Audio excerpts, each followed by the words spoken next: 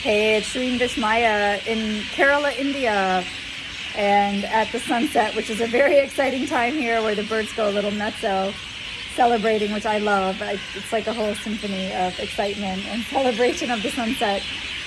So I thought it would be a nice, really nice time to make a forecast for the week.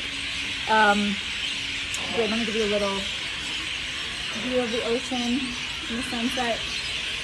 And actually, the temple there, that's the Krishna, oops, sorry.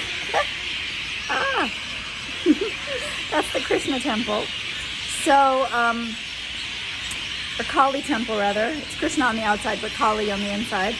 And we're in a week of pretty powerful planetary shifts because we've got, first and foremost, we have Mercury changing signs tomorrow on Monday, and he's already in his retrograde shadow, but he's going into Pisces tomorrow to give us a little preview of what's coming, during the retrograde phase, which actually starts on February 16th.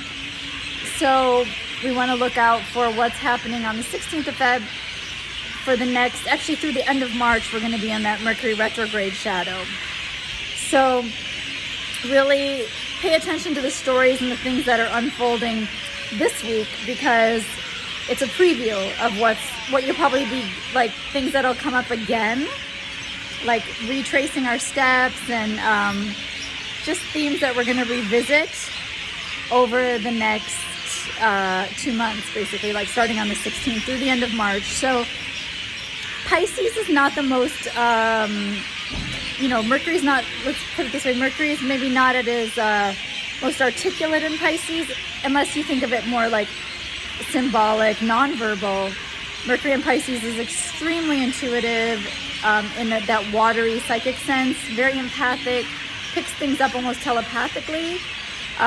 It's excellent for like nonverbal communication, movement, dance. I'm actually going to be starting this week. I'm teaching a dance class a few times at Amritapuri, the ashram where I am now, and I feel like that's such a good way to express. It's funny that it's starting on the day Mercury goes into Pisces. It just worked out that way that they asked me to teach, and I definitely recommend that, like more meditation, more expression through nonverbal realms during this phase.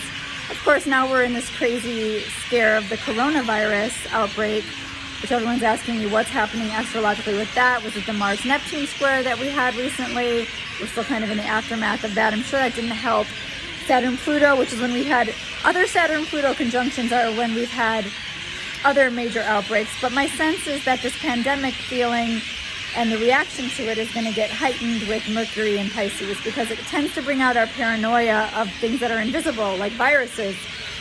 So we want to watch getting too paranoid. We want to be alert. Obviously, we want to keep our eye on this and take precautionary measures, like get the mask if you're traveling in airports, get that N95 mask, and, get the hand sanitizer, wash your hands, sneeze into your elbow, all that kind of stuff. But don't get like completely panicked and paranoid about it, because that's not going to help. Just be calm, cool, and collected, but smart and vigilant at the same time. So with Mercury retrograding in Pisces soon, we could be like feeling, it can just be that kind of mass hysteria that can kick in. So we just want to watch out for that.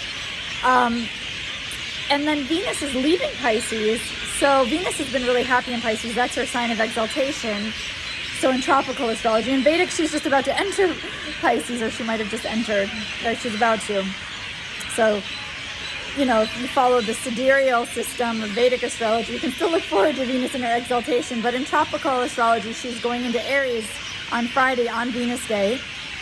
And so it's a big shift from all this compassion and empathy and unconditional love and glamour, and maybe like escapism and some addictions kicking in, and just overindulgence maybe, or just needing time near the ocean. For me, it's been that.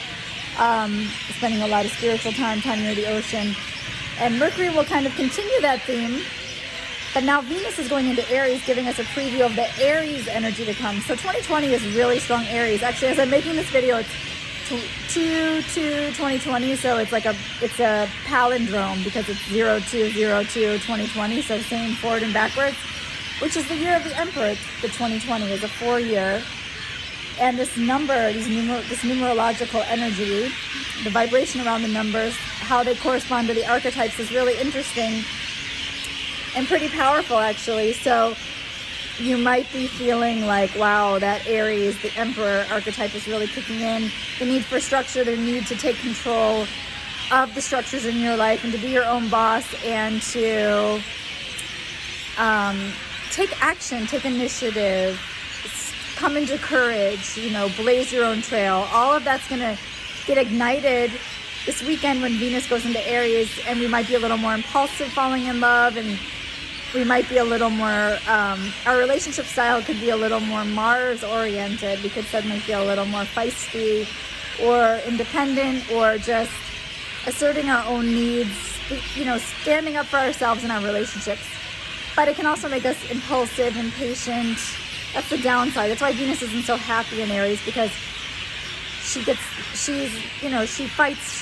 She's more of a lover, not a fighter, but she becomes more of a fighter, not a lover when she's in Aries. So we'll see what we're fighting for. Maybe we need that fighter warrior energy of Venus and Aries, depending on what's coming, right? So it's the initiation of Aries. It makes us feel like spring is coming even sooner, even though we're kind of just in the midpoint right now. But we have that anticipation and maybe impatience, or that, real wanting it to already be spring.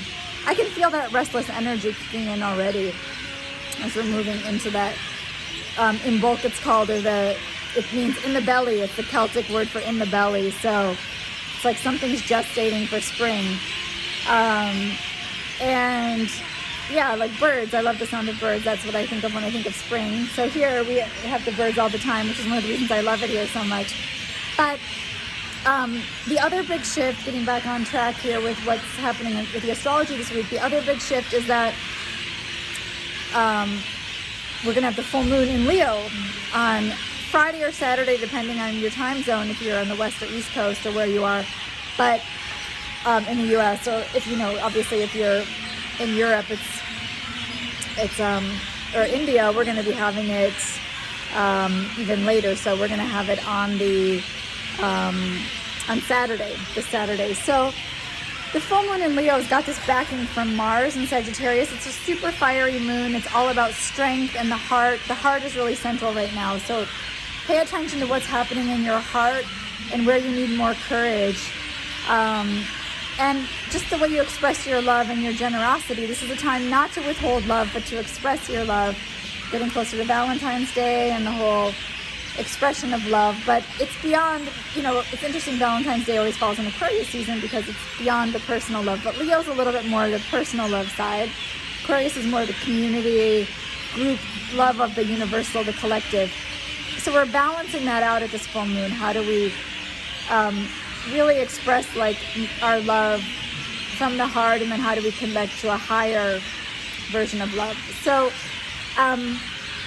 during this full moon, it's really a time to gather your strength and pay attention to what's happening with your heart. How can you heal your heart? It's also the full moon of the child. The sun archetype is strong. So look at your sun sign during this full moon and how it's being activated and how you can express it more. And just that whole creativity, self-expression aspect is super important. Getting this funny look, what are you doing, making a video? But I just wanted to say one other thing. So yeah, it does refer to your sun sign on this full moon and how you can best express that. And then the other thing is, as I mentioned, really paying attention to what's going on with your heart. So my father recently just went under, he just had to undergo a bypass, a quadruple bypass surgery on his heart, open heart surgery, which really, since that experience and me worrying about him, he's fine, he's doing great, he's in recovery now. But it's made me really aware of my heart and just the vulnerability of the heart, and how we have to take care of it on all levels, physically, but also emotionally. And this full moon, I feel is really bringing that to a head for us. So pay attention to what's happening in your heart, how you can better take care of your heart. And last but not least, I think I'm going to have to go because I'm going to get scolded in a second. So thank you so much for watching.